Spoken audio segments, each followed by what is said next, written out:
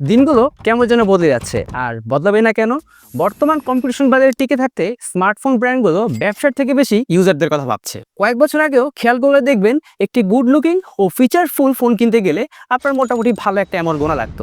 এখন সেটা 2025 সালে এসে আপনার নিজের বাজেটের মধ্যে চলে আসছে। মানে আপনি চাইলে আপনার টাইট বাজেট দিয়েও একটি গুড লুকিং ফোন কিনতে পারবেন। তো আজকে এমন একটি ফোন যেটি স্টুডিওতে চলে আসছে, and this is Tecno Spark 40।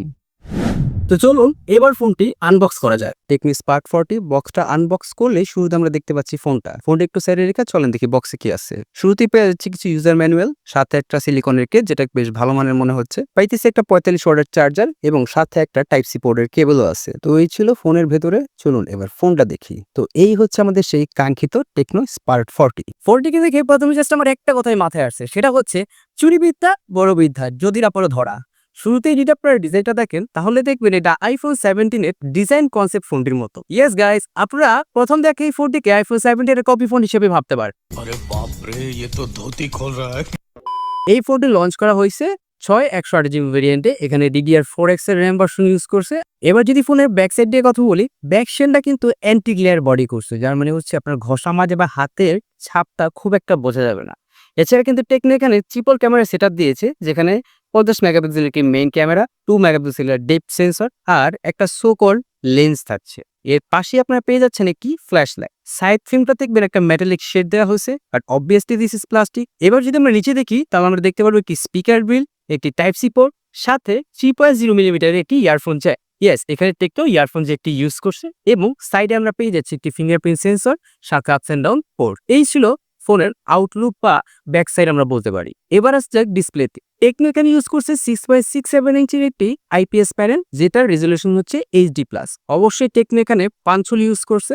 আর মোটামুটি ফোনের স্ক্রিনটা কিন্তু বলা যায় এই বাজেট সেগমেন্ট হিসাবে খুবই চিন বেজেললেস। এছাড়া এই ফোনের ডিসপ্লেতে পেয়ে যাচ্ছেন 120 হার্টজের রিফ্রেশ রেট সাপোর্ট, মানে মোটামুটি একটা স্মুথ এক্সপিরিয়েন্স আপনি পেতে পারেন। আবার এখানে ডিসপ্লেতে ইউজ করতে গরিলা প্রোটেকশন, যদিও এটার রেটিংটা তারা উল্লেখ করে নাই, তারপরও ভাবা যায় যে মোটামুটি একটা ভালো প্রোটেকশন পাওয়া যাবে। ও আরেকটা বিষয়, ফোনটা কিন্তু খুবই স্লিম, মাত্র 7.67 মিলিমিটার এটা থিকনেস। আর যদি ফোনের ওজনের কথা বলি তাহলে 5200 mAh ব্যাটারির সাথে ফোনটার ওজন 188 গ্রাম। ব্যবহারের শুরুর দিকে ফোনটা একটু হ্যাভি মনে হলেও আস্তে আস্তে এটার সাথে ইউজ টু হয়ে যাবেন ভাই।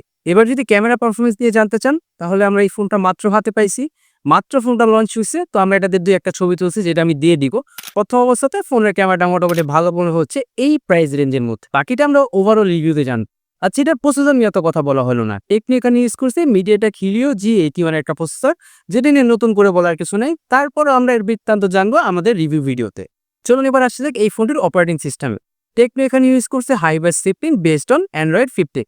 আর কালার ভেরিয়েন্টের কথা যদি বলেন তাহলে এখানে টোটাল 3টা কালার পেয়ে যাবেন। আমার হাতে দেখতে পাচ্ছেন একটা হোয়াইট, এর সাথে একটা সিলভার কালার আছে, আর একটা হচ্ছে ব্ল্যাক কালার। 3টা কালারের মধ্যে আমার হোয়াইট কালারটা বেশি ভালো লাগছে। ডিফারেন্ট মানুষের ক্ষেত্রে ডিফারেন্ট কালার তাদের ভালো লাগে। তো 3টা কালার আপনারা দেখতে পারেন, আপনাদের যেটা ভালো লাগে। তো এই ছিল ফোনটি হাতে পাওয়ার পরে আমার ওভারঅল একটা ফার্স্ট ইমপ্রেশন ভিডিও। তো এটা নিয়ে আমরা বিস্তারিত জানবো এটা রিভিউ ভিডিওতে, যেখানে আমরা জানতে পারবো ফোনটা গরম হয় কিনা, এটার গেমিং পারফরমেন্স কেমন, ক্যামেরা টেস্ট করলে কিরকম কি রেজাল্ট হয়, ওভারঅল আমরা জানতে পারবো নেক্সট রিভিউ ভিডিওতে। তো আমাদের সাথে থাকার জন্য ধন্যবাদ। আজকের মতো ভিডিওটা আমরা এখানে শেষ করছি। আপনারা দেখছিলেন জিটিজি, আমি শাহরিয়ার ছিলাম আপনাদের সাথে।